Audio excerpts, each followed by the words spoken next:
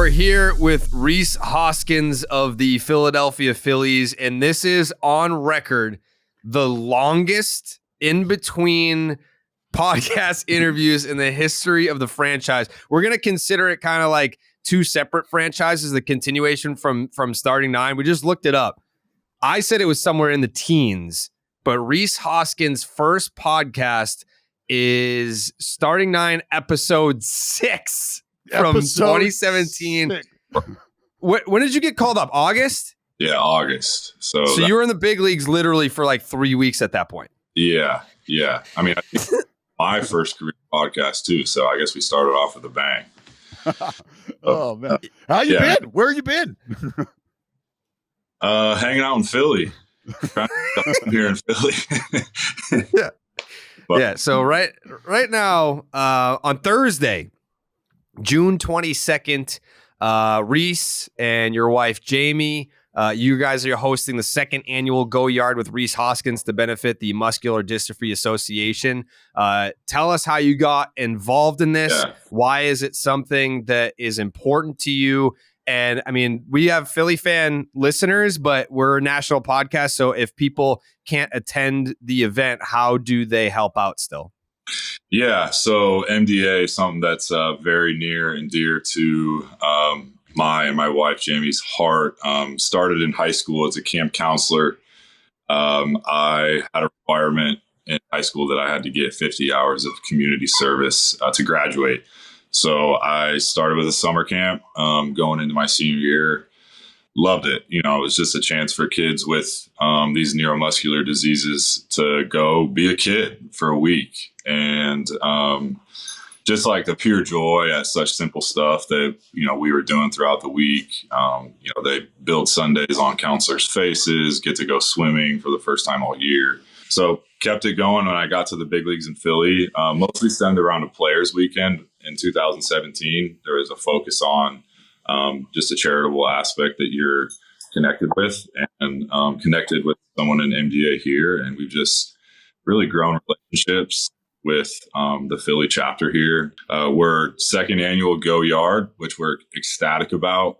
We get a little Philly love with Yards Brewing, a local brewery here that they do a lot of supporting of the Phillies. So it's really cool for us that we just get this like really full circle of something that we hold near and dear to our heart with MDA, but also, you know, tying that into the Philly community. Now, how can people help out? Like if they're not in Philly? So I have a link in my Instagram. That's a good place to start as a place where people can go and support the event specifically. Or if just, you know, you want to donate resources or your time as a volunteer, va.org/volunteer. It's also a good place to start. Now, how did your event come about? How did you come up with the idea? How did this, you know, just how did this culminate? Because obviously you're trying to think of a way to tie your love for both things together and capitalize on that and draw as much attention as possible. So how did this whole idea come to be? Yeah. When we first got connected in Philly with the MDA chapter here, we just tried to help out with things that they had already going on at first. A few different, like they call it a muscle walk, where, you know, we're supporting each other throughout a walk, a little day event. And again, just raising awareness and funds. So we helped support that at first. But as I've grown and been able to throw a couple more roots down here in Philly, we tried our best at hosting our own event. So something that we'd always hoped to do, you know, use the platform that we're blessed with as professional athletes, like you said, just to try to grow as much conversation and awareness about these terrible diseases. Yep. And you mentioned your wife Jamie is involved as well. We talked about the lineage of your involvement in the podcast. I don't know if we've ever told the story of how a listener of the podcast was able to locate her bag in the back of an Uber and somehow bring it back around. So that was just like a listener of the podcast was like, hey man, I know you had Rhys on like 7 years ago. Can you reach out and let him know that his wife left her purse in the back of an Uber? How did we connect the dots there? Because I've left a bag in the back of an Uber. It was gone. That was it. Never saw it again. Yeah, that's the norm, right? Yeah. The web of listeners and supporters of you guys is strong. And just like a crazy full circle moment that he was able to like pull that first episode that we did together just off the top of his head like that. Like, I don't know. Universe weird like that. Yeah. Yeah. I mean, so I was there, Joey was there, and Jake was there in Philly for the 3 NLCS games. Okay. Because during the divisions, by the way, Joey's a Braves fan, so we're going to get to that in a second. But And Phillies. And Phillies fan. We kept hearing about how loud it was in Philly during the division series against Atlanta. We were like, all right, we got to get there. That's where we're going. We're going to go to Philly for the NLCS. Have you ever in your entire professional life and your sports fandom life playing in Major League Baseball, have you ever been a part of an environment that was as loud and energetic as Philly was during that time? No, not even close, really. I mean, the one, just as a fan, I got to go to the 2012 World Series in San Francisco, growing up in Northern California. Game one of that where Sandoval hit 3 homers. Zito got Verlander to score a run too. Like that was pretty close, but just like way different perspective being on the field, right? Like just like and almost like not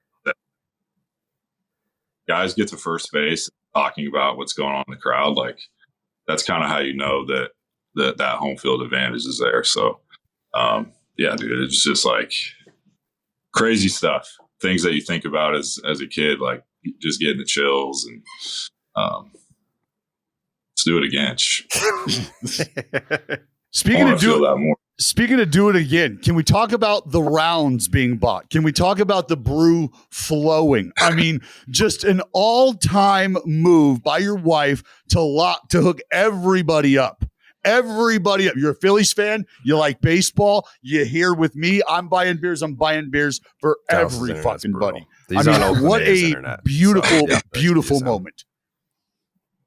So we lost you there a little bit, but on the it was something I think that we were winning the game and maybe they had a rally game like 3 of that series, I think.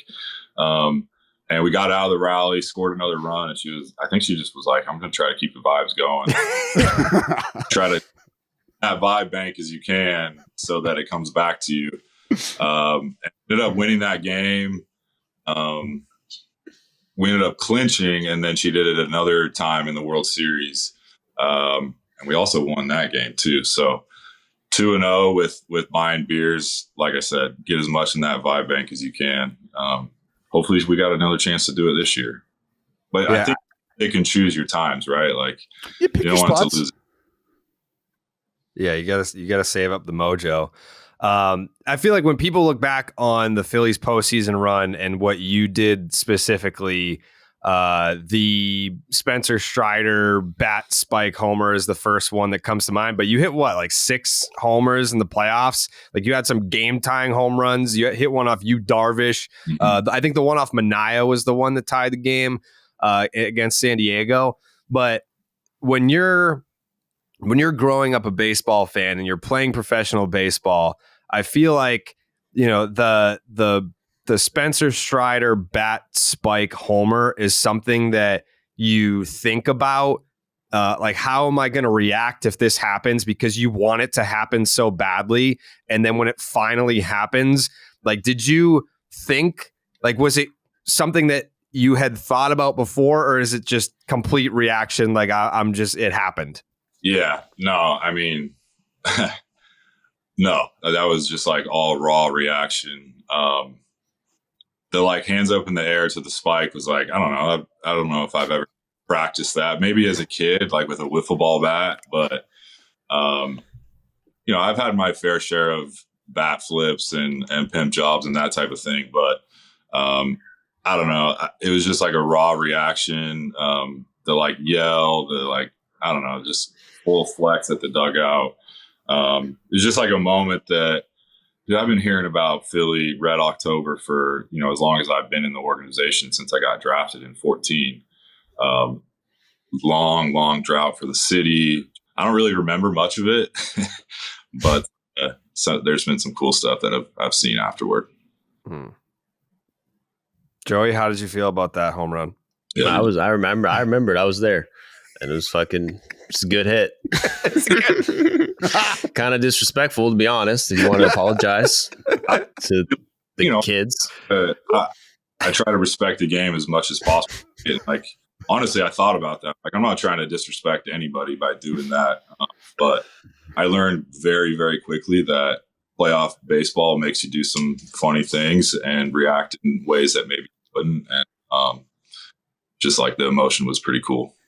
I can't remember which homer it was. It was like maybe the fifth or sixth homer that you had hit in the postseason, but you had your follow through, and then you just went like, you were like, yeah, I'm like kind of in God mode right now. But I think one of the things that I noticed, and this is not uncommon in professional sports, but you've got a different handshake with literally every single person in the Phillies roster. So when you hit a home run like that, and you're just like mindless at that point, and you can't even process what's going on, how do you remember all the different handshakes? Because they're super intricate. They're not just like, all right, this one's this one. Like, there's a bunch of different things going on there. Yeah. I don't know. The handshakes has always been something that I've had a lot of fun with. Like stuff that we'll like even talk about starting in spring training. We just do it every day, you know, like it's every day before the game. Something cool happens in the game. Like there's stuff. Somebody hits a homer, a big double, like when he comes back in. So we do it a ton. But yeah, I don't know. It's just like a fun thing that I've gotten a chance to be around the same guys too, like for a long time. We got a team that's kind of growing a core together too. So I don't know. Fun thing. I got to ask you how things are going right now, how you're doing. We don't need in-depth checkups. Just want to make sure the human being is good. And how cool has it been for you to watch what Harp's doing and what he's going through? And has that kind of been able to help you? Have you guys been able to connect and just how you doing, man? You know, how you doing? Because we fucking care about you, brother. And like Jared said, we haven't seen you in a while, and we want to make sure that you're well. No, I appreciate that. Yeah, I mean, look, like any injury is tough, no matter the length. Like we're such competitors and want to be out on the field, and I love these guys that are in that clubhouse too. So being with them absolutely stinks, but I got a great support staff around me, and the staff that we have with the Phillies is unbelievable. Just in terms of the care. So things are well, as timelines like as expected right now. I'm like 10 weeks out. So I'm living normally, which has been nice. I'm getting to be in the dugout because I feel like I can move if I way. Yeah. So little bits of normal life, but I'll take the little wins as we go. Nice. Jamie, ready to get you the fuck out of the house? I felt so bad for my wife. Like never heard any like peep or word about being a nurse. But man, I just felt bad every day, especially as we on. Crutches are no joke. I commend anybody that's been on crutches for a long period of time. Brutal.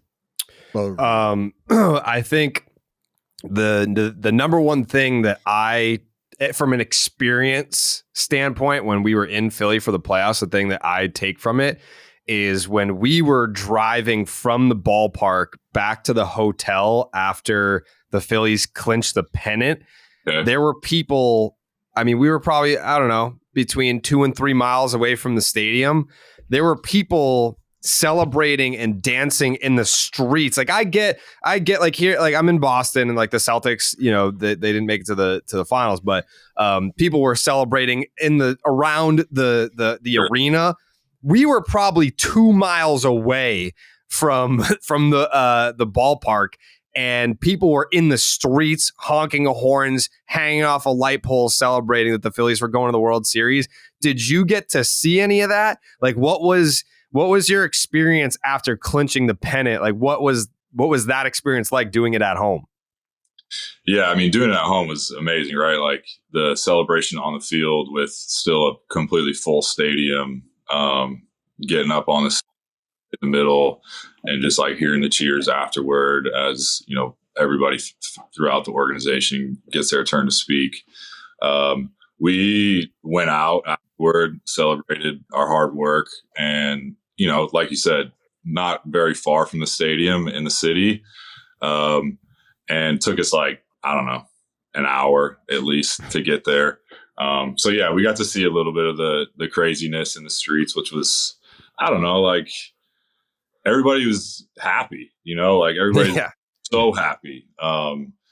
Chaos for sure. But, it was just like a cool thing to see and witness. We had fun that night. I'll tell you that. Yeah, it was cool to see Philly kind of up in arms over the Phils. Do you have a still shot, an image, a moment in time throughout that series that you can almost see when you open your eyes in the morning? You know, is there something that you would want in picture form in the middle of your living room? Like, what do you hold on to? Yeah. I think one of the coolest moments in that series, besides the Harper homer, I don't even know how to pick. I guess if this still shot would be Harp's homer, like of the dugout behind him, and everybody's, you know, faces are, oh my God. Yeah. They're yelling, face up in the sky. That's a pretty cool one. But also AT's reaction after the inside the park home run, just like the yell after he slides, you know, head first over home plate. That's just like, I can just hear the crowd. I've watched it a million times, so I can like hear the call. Real Muto can run for days, you know, like, I don't know, like cool memories like that. It's something that I think is one of the more underrated moments of that series. Let's go. Obviously, it was nuts. It was an insane run. But if you go back to, call it September, right? Like the Phillies were a team that, quote unquote, just got in. Yeah. But you flipped a switch. Do you remember what that moment was when the Phillies were able to flip a switch from going from a 6 seed wild card to, hey, we're going to the World Series. We're going to like end up taking the Astros to a Game 6 of the World Series? I think if you go back to June, you know, when the managerial switch kind of happened, we played like some of the best baseball in the league for a really, really long period of time. And I think to be able to do that after starting the way that we did, you know, the disappointing start is like, you just get so much confidence in the group. You start to trust the guys around you. And like at the end of the day, we have like really, really good players, MVP type players, guys that have done it in those huge situations before. So we kind of leaned on that. You know, there's so much talk about Schwarber as a baseball player and like what he can do to a baseball, but the way that he and just like could bring us together as a group, no matter the situation, we just rolled somebody or, you know, kind of got crushed in a game. He just had such a good impact on us in the clubhouse that we just got really tight as a group. So I don't know if the switch like happened late, but more so kind of earlier in the summer, and we were just kind of able to keep that rolling. I do remember late in September, like we were kind of teetering a little bit. Guys were getting a little banged up. And I think that once we kind of got that monkey off the back of getting into the postseason for the first time in, you know, 10, 11 years as the Phillies organization, just kind of able to like relax and go back to being really, really good baseball players that we are, and got really good results. Yeah. I was kind of curious because you've been in the Phillies organization since 14, came up in 17. But during that run, it just obviously felt like it was Bryce Harper's team. I think it was Joe Kelly talked about this either in his book or on a podcast about how, like, when Mookie Betts showed up in the Dodgers clubhouse, that he gave this like speech to the clubhouse, and it was like his team, but it just, I don't want to say it fell on deaf ears, but it was just like, wait a second, what? Like it felt like out of place. Yeah. So for you, as someone that was already there and already a guy in that Phillies clubhouse, what was the dynamic of Bryce Harper showing up as a free agent and gelling with that group and having it become his team, even though I don't want to say he was one of the newer guys, because at that point he had been there for a couple of seasons for that postseason run. But what was that transition like to where there were other guys who had been there longer, that they were veterans, but now it's Bryce's team? Yeah, I mean, look, anytime like you can acquire or get a guy like Bryce Harper on your team, right? Like everybody knows where Bryce is as soon as he steps in the stadium, right? Like that's the kind of guy that he is because he's so freaking talented. But with that, like you said, comes that kind of responsibility of being a face of a franchise or leading when times are down. I think one thing that's cool about this clubhouse that we've been able to develop over the last I guess we're going on 5. This is year 5 for Bryce, right? So is that we also have studs all around the field on the staff. We also in 2019 acquired JT Realmuto, who is as much or more of a leader as any guy in that clubhouse. Does it differently, kind of as a silent leader, but you watch this guy work and he just does everything right. So we kind of like lead differently depending on, who guys are. And I think that's like such a really effective way as a group and brings guys together just because guys respond differently to different things. And you can, attack that from all different angles. I think you get a really cohesive group. Well, to that point, I wanted to ask you during that transition of leadership. I've been through that in the middle of a season. I know what that's like. Yeah. It's something that can absolutely galvanize a group. It's something that can bring you together and almost bring you together before the FNG is let inside, right? Before the new guy is let inside that group as well. So it's can you speak to what that did for you guys just as a group? Because I like I said, I've been there. Yeah, I mean, and like you said, like when new players, new staff, like we had a managerial change last year in the middle of the year. Mm-hmm. When you have like already a pretty strong group like that, guys kind of leading in different ways, maybe it's a starter that is around the arms more than I'm around the arms just because of schedule. So like he can kind of attack some of those young guys in terms of being a leader. But when you have like a really strong group like that, it just makes that transition from being the new guy to just like being a part of the group so much smoother. And again, like we can get everybody pulling on the same rope with the talent we have. Like the sky's the limit, as we saw last year. One last question, unless they have something else. Last one for me before we let you go. Cool. We do have a lot of Philly fans that listen.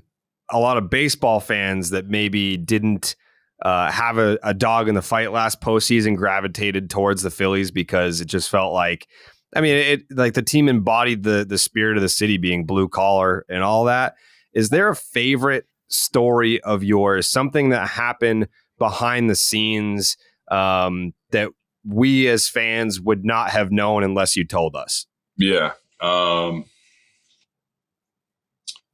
I'll just go back to like a memory that I have that stands out of just like being in the city and kind of like embodying that blue collar mentality is like, it was before one of the games. It must have been the Braves series.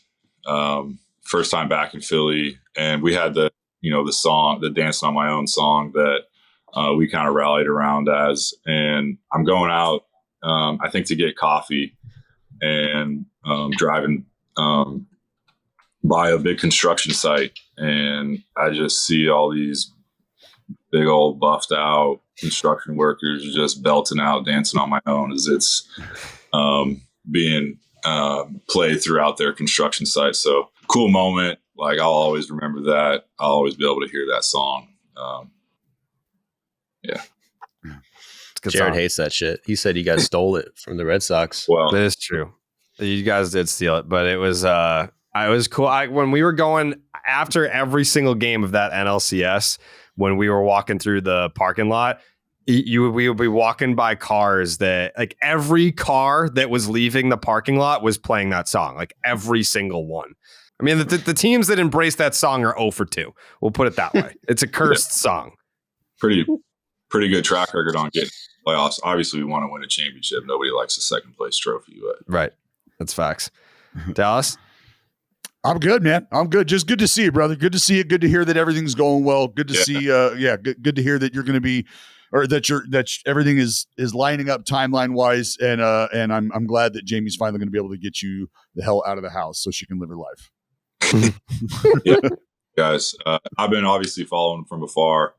Cool to see you guys watch you guys do your thing to help grow the game. Because that's what it's all about, man. It's a beautiful game. Let's try to get it to as many people across the world as we can. Absolutely. We appreciate that. It's good to see you again. Let's not go 7 years the next time that you come on. I'm in. And again, June 22nd, have a chance to make an impact in the city of Philadelphia. It should be a great event, and I appreciate you guys having me on. Cool. Thank you. Go to Rhys Hoskins' Instagram. The link is in the bio if you want to help out if you're not in Philadelphia. Otherwise, June 22nd is the date. We'll see you there. Thank you, Rhys. We really appreciate you taking the time. Cheers, y'all. Later, buddy.